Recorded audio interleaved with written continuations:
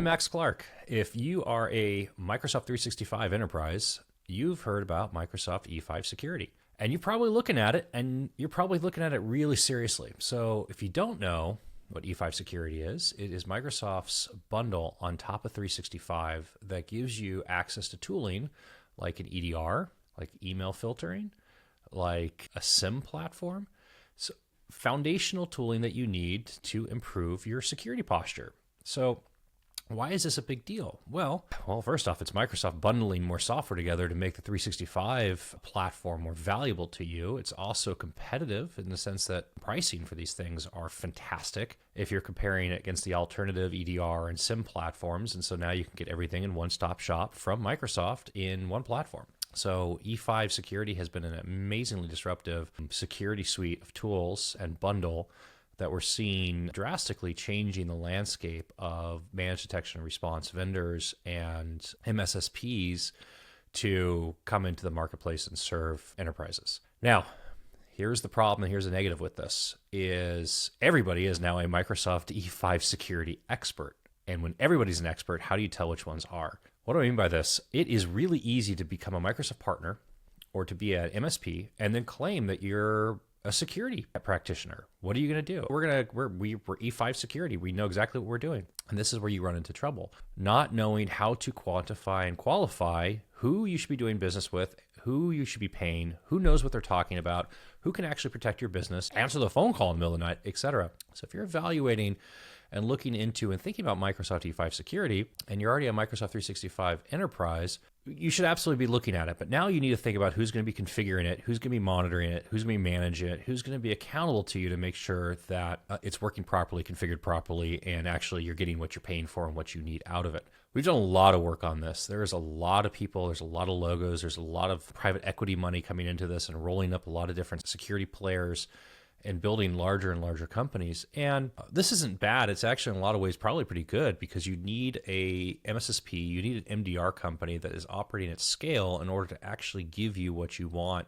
at an efficient price point. So great thing about technology is as technology moves forward, it compresses in costs and gives you more value for the same dollar. And the same is true when you start talking about industries that are becoming more competitive or more mature. The old saying of your margins, my opportunity really starts to come into play. So money coming in and acquisitions and mergers and roll-ups are a good thing in this space because you start talking about the cream rising to the top, people that are efficient and delivering at scale. These are all good decisions for you. So what are some of the questions that we ask and we talk about when we're evaluating new providers for our portfolio or when we're going through and doing RFIs, RFPs, bake-offs, whatever you want to call it for our clients? First and foremost is describe your team. How many people do you have? Yes. How many people do you have? What are their qualifications? Where are they? How are you organized? What is your HR hiring, training, advancement processes like? And this is also very important. Does the provider have the ability to take and hire new talent? Do they have internship programs? Do they have relationships with universities? Do they have a training program? Can they take somebody in at an entry level and help that person level up inside of that organization and advance their career? These are things that are really valuable because you want your team, first off, if you've got a lot of churn, it's just really expensive for that company to be constantly hiring and constantly churning and constantly replacing. And oddly, a lot of times, a lot of churn comes from companies that refuse to invest in their people, and that ends up becoming more costly for them. Okay, but let's do that in a different video. So how do they attract? How do they hire? How do they retain? How do they advance, right? So this is a really good question to start with and something we look at very carefully. Then we talk about where are they located? Are you running offices? Are you in the geographies that you need? What kind of time zone coverage do you need? What kind of industry are you in? So for instance, there's certain industries where you have to have U.S. citizens in the United States working on your infrastructure. So if you have those sort of requirements, you can't work with a company that maybe has a SOC in Ireland. It's probably not going to work out for you. So what kind of geographies are they located? Where their teams are located? How much history do they have with the product or with the service? Something that I've done for years now that we really look at is there an existing price list or SKU list? Companies, so in addition to price list and SKU list, you can ask things like, do you have cut sheets? Do you have marketing slicks? Do you have, what kind of assets and collateral do you have? A company that has taken the time to actually productize a pricing calculator, a SKU list, a cut sheet, a price list, marketing collateral, this is usually indications that that service is mature for them. It takes a lot of energy to actually produce those things. So when I find providers that are saying that they offer a service and you're getting information or you're getting a quote that's being put together by hand in Microsoft Word, it's not necessarily a bad thing, but it's a data point. And it's a data point that you need to pay attention to and think about when you're stacking that provider up against competitors. What else do we want to know? We want to know what kind of support process they are. You hear lots of things about like, oh, we run a pod-based architecture. Like, okay, great. How does that actually help? Is that good? Is that bad? What's your incident response process? In the security world specifically, it's like, okay, are you here just to manage the tools, or are you here to do incident response remediation? What does the client's team need to do? What do you do for the client's team? How much is automatic? How much isn't automatic? There's a big gap a lot of times with enterprises that think that their security vendor is just going to take care of things for them. And the security vendor's like, no, we just tell you when stuff is happening and then you have to take care of it. We're not here to actually do that. We can't. We're legally not, we're not allowed to based on our contract, right? So understanding what the lines are between your teams and the provider's teams, very important to define. Let's see what else. Do they have referenceable customers? Right? Like that's a basic one, but let's talk about that for a second. It never ceases to surprise me, and my headset's falling off here. So let me take a quick second and fix this here. Oh, way better.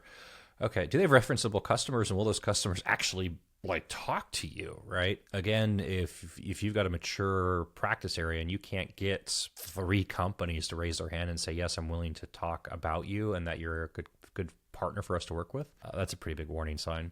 How do you separate your pre-sales to implementation to engineering to change management to actual operations, your SOC? Like what's your process? What kind of process are you getting into? How do you make changes? How do you grow? How do you contract? These are things that you want to know. And the point with all this is every Microsoft adjacent enterprise service provider, telco, network services provider, data center colocation cloud company, managed services provider, IT consultant, wiring company, etc., is going to be advertising services related to cybersecurity because, of course, there's a lot of revenue there and it's sexy.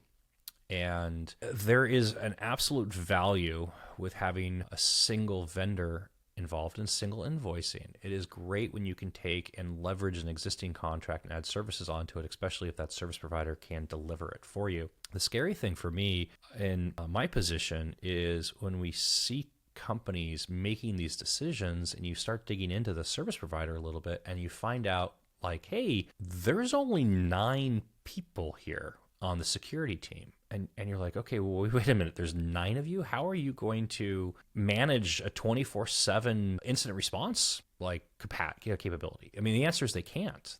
There's not enough people there. What they have to do is they have to go to some sort of pager-based deal. And the issue with that becomes, let's just say 500. We'll just use 500. You're a 500-person business. In a lot of cases, that puts you. Some people will call you a SMB still. Some people will call you small enterprise. Let's just say it's a 500-person business. If you have a cyber event with a 500-person business, you're talking about a lot of devices and a lot of data and a lot of information that has to be looked at, analyzed, evaluated. A decision has to be generated around it. So while all that's going on, now you also have to have a communication cycle, right? There has to be communication between the enterprise and the service provider that's managing and running that incident. So now what's the communication line? I mean, if you've called into something that's fired off a pager duty and somebody's been woken up 3 o'clock in the morning and they're the one running the incident for you, they're trying to dig through SIM data and EDR data and figure out like what's necrotic in your infrastructure and needs to be cut off and what's okay. That person isn't necessarily the person you want to be like talking to and trying to get updates for you to communicate with your peers, your team, your boss, your ownership, whatever that looks like on your side, because there just isn't anybody to talk to, right? So that's the evils on the very small side. Now on the very large side, you run the risk of falling into the bureaucracies where you just get lost, and that's not great either. There is this thing of understanding what you're looking for, can they deliver when you're picking a service provider? Can they give you what you need and what you actually are paying for or not? And what are the trade-offs that you're making? Are those trade-offs, do those trade-offs work for you or not? Well, last thought here before I go. Last thing that I really look for in service providers as we're doing this with our clients is, can they grow with a client or not? And very common in cybersecurity, it starts with a tool and a tool deployment. Maybe it's just, hey, we got to get our EDR deployed. We haven't been successful getting this thing rolled out. Or maybe that unwinds a little bit too. We're trying to get our MDM working properly. If you start with that and you say, okay, great, now we want to integrate an EDR, MDM, and then we're going to do an EDR. And then usually if it's IAM and single sign-on and multi-factor authentication, kind of all like in that looping. And then a couple months later, you come back and you say, okay, great, now we want to do network-based sniffers. We need to do pen testing. We want to do asset vulnerability management. We need to do patch management. We want to do secure email gateway. We want to do DLP or CASB, or we need to have a secure web gateway, or we need to have auditable remote access. I mean, there are a lot of different acronyms and solution sets within this like cyber domain. You want to get a response out of that vendor that you've selected, that provider that you've selected, of like, yeah, absolutely, we can take care of that and we can help you with this. It's really aggravating when you come back to a provider and you say, hey, we want to do this. And they say, okay, no, we can't do it. Or we can do this, but we've partnered with this crazy cockamamie company that you've ever heard of to deliver this functionality because we got a good resell rate on it. And it's those conversations that 14, 16, 18 months down the road, when you're looking at that kind of expansion, that also become really aggravating if you didn't plan for it up in advance. And the scary thing about it is people doing this for the first time and buying this kind of service for the first time, if you don't know the roadmap and you don't know where you're going, I mean, like, it's like, okay, we're at zero and like we're just getting off the starting line, and you're like, okay, great, we need to solve these problems right now. But now you've got to figure out, like, there's a lot of steps involved. It's your early innings on this thing. We'll use a baseball analogy. If you're solving a problem in inning one, you've got 8 more innings of baseball to go that you've got to be ready for. And maybe you're going to cobble this together with different providers, and maybe you're looking for a single provider that can grow with you and do it all for you at the same time. So I'm worried for, and I'm very cautious with people that are in the market signing contracts with a company that they think has a deep bench of expertise that can support them and can offer configuration management and assistance and yada, yada, yada, especially in the Microsoft E5 security world. And then they find out they just can't. I'm Max Clark. I hope this helps. If you have any questions, drop me a comment, send me a message, and we'll help more if we can.